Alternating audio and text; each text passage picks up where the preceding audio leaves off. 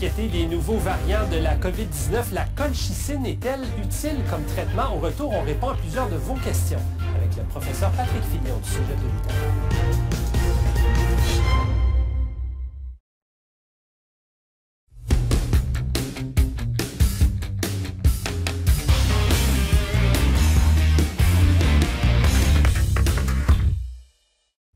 Les vaccins, les traitements potentiels, les nouveaux variants, il y a beaucoup de développement dans les derniers jours concernant la lutte à la COVID-19. Les connaissances scientifiques, il faut dire, continuent d'évoluer extrêmement rapidement. Pour faire le point ce soir, on se tourne vers Patrick Filion, microbiologiste et professeur au Cégep de l'Outaouais. Monsieur Filion, bonsoir. Bonsoir, M. Nadon. On va profiter de votre talent en pédagogie. Allons-y vraiment avec la base, là. Que sont ces nouveaux variants de la COVID-19 dont on parle tant dernièrement? C'est quoi exactement? Oui, dans le fond, le virus original a subi des mutations donc dans son bagage génétique, donc l'information qui le constitue. Il y a eu des changements. Donc ces changements-là, puis ils sont normaux dans des virus de ce type-là, des virus à ARN. Donc les changements apparaissent. Puis ces changements-là apparaissent de façon aléatoire, donc c'est un petit peu au hasard.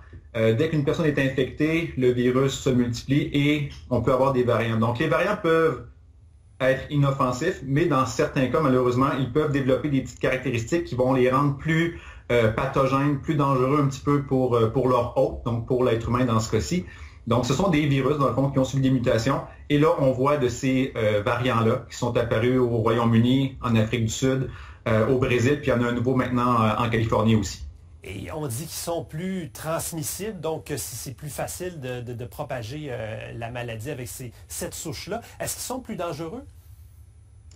Pour l'instant, ce qu'on a vu, c'est la variante du Royaume-Uni semble avoir un taux de mortalité plus important. Okay? Et là, je vais peut-être prendre quelques secondes là, pour expliquer le niveau de dangerosité. Donc, quand on dit, par exemple, que le taux de mortalité augmente de 30 %, c'est pas que la mortalité est de 30 %. Elle augmente. Donc, si la mortalité, on va dire un chiffre facile, était de 1 sur 100, donc elle augmente de 30 %, donc la mortalité est maintenant de 1,3 sur 100 et non pas de 30 %. Mais quand même, si on met ça à l'échelle de millions de personnes, ça va entraîner ou ça pourrait entraîner des milliers de décès. Donc, il faut prendre ça au sérieux et surveiller la situation de très près pour éviter là, que ça prenne trop d'ampleur. Évidemment, on n'a pas de boule de cristal, personne, mais là, aujourd'hui, on a détecté 3 premiers cas de ce variant à Ottawa, donc dans notre région. Est-ce qu'on doit s'en inquiéter? Est-ce qu'on va se retrouver avec 20 cas la semaine prochaine et peut-être 1000 dans 2 semaines? Tout le monde espère que non, mais il faut vraiment, dans le fond, vérifier les contacts de ces personnes-là, contrôler le plus rapidement et le plus efficacement possible la transmission de ce variant-là. Donc, il faudra vraiment être très prudent. Je ne veux pas qu'on sonne dans la panique ou quoi que ce soit, ça serait peut-être exagéré, mais si on ne fait pas attention, effectivement, ce virus-là étant plus facilement transmissible, donc à ce moment-là, on pourrait voir une augmentation des cas qui serait plus rapide que ce qu'on en a connu avec le virus, on va dire, normal ou actuel. Donc, il faut surveiller la situation. Les mesures qui sont en place, le port du masque, la distanciation, sont quand même de bonnes méthodes pour prévenir la transmission de ce variant-là aussi. Donc, il faut maintenir notre vigilance, faire attention, limiter nos contacts et on devrait pouvoir limiter la transmission de ce variant-là. Et aussi, avec l'augmentation, on l'espère, de la cadence de la vaccination, pour l'instant, du moins, les vaccins de Moderna et probablement Pfizer aussi devraient couvrir et protéger contre ce variant-là. Donc, si la protection vaccinale est plus élargie, on devrait être protégé contre ce variant-là. Ça, c'est la très bonne nouvelle. Et c'est un peu pourquoi aussi il y a beaucoup de pression sur le fédéral en ce moment pour restreindre encore davantage les voyages à l'étranger pour éviter que de nouvelles souches entrent au pays. Est-ce qu'il est trop tard, selon vous, considérant que les souches sont déjà au Canada?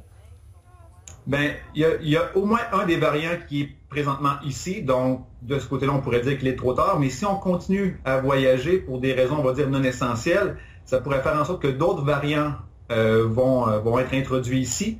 Et des variants, il va y en avoir d'autres. Donc, ce n'est pas le dernier.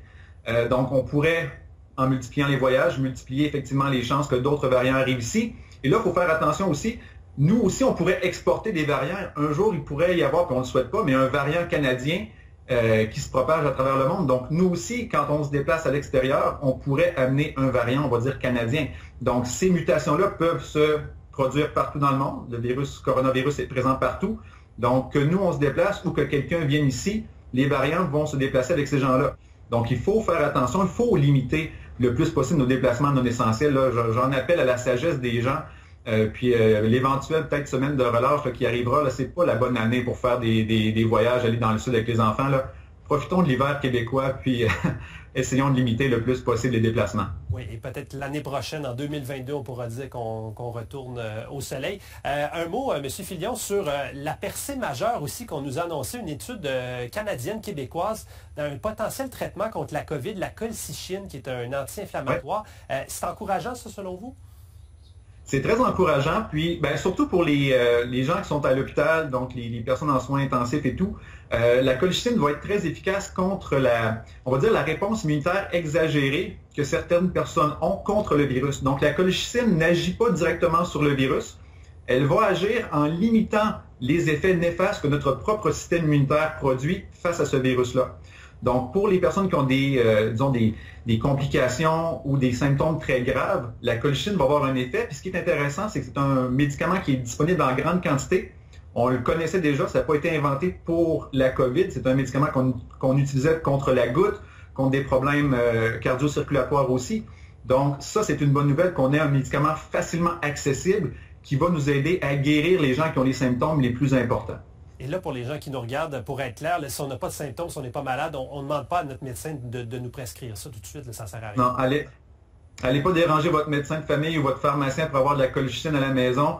En fait, ça pourrait même être contre-indiqué parce que la colchicine étant un anti-inflammatoire, ça diminue la réponse immunitaire. Et si vous n'avez pas de symptômes graves, dans le fond, votre système immunitaire, c'est qu'il fait peut-être le travail. Et là, si on prenait un médicament qui altère la réponse immunitaire normale, donc peut-être que là, on pourrait se ramasser avec des complications, donc on ne veut pas ça. Donc on doit l'utiliser seulement dans certains cas précis, mais ça augmente les chances de guérison et de survie pour les gens qui ont des complications plus graves. Et ça, on le répète, c'est encourageant. Toujours très clair vos explications, M. Filion. Merci encore une fois d'avoir été avec nous. C'est toujours un plaisir. À bientôt.